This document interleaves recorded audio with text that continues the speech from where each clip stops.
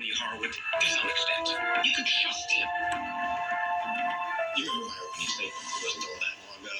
And how I described Tony Harwood to you? I think I described him as a little bit like a snowflake. Remember? No two versions are ever the same. I should have said a maniacal, pathological, sociopath, murderer.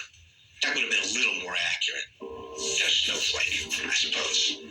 I've tried felony cases. I've given a lot of closing arguments. And when you stand up to give a closing argument in a death penalty case, and what you say to these people could mean literally, honestly, literally, life or death for your client, it is a different feeling. Let me tell you one very simple formula. If you don't have enough and you add 0, you don't have enough. It's that simple. In the preparation of the closing argument, I thought it was very important to tell a very compelling story and tell it in a way that they could very clearly see that it really only came down to a couple of really critical pieces of evidence.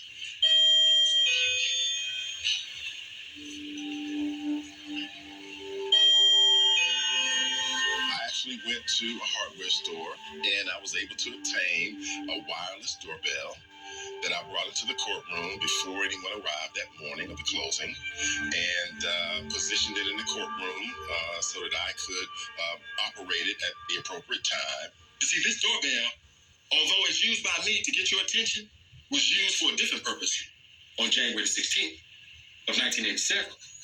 It was used to lure Lita to the door. It's the reason why the killer brought flowers. It was a trick. It was a trick. She was unarmed and defenseless.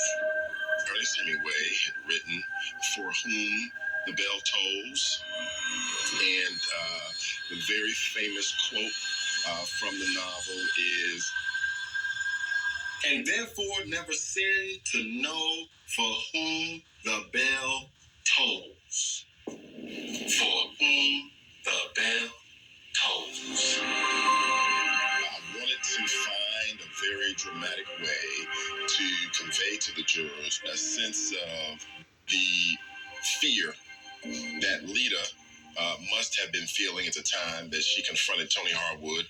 Tell him that it tolls for thee. For you. For you.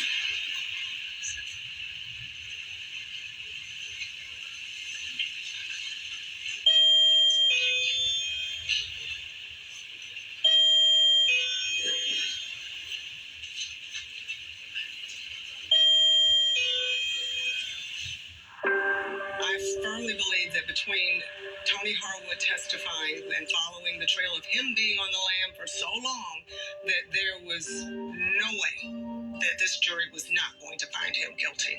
But I have served on juries before, and I know that it's 12 different minds that think about these things. So who knows what's going to happen? You've reached a verdict. Give the verdict forward to Sergeant Ballard, please. Count 1, malice murder. We, the jury, find the defendant James Vincent Sullivan guilty of malice murder. That's completely inappropriate.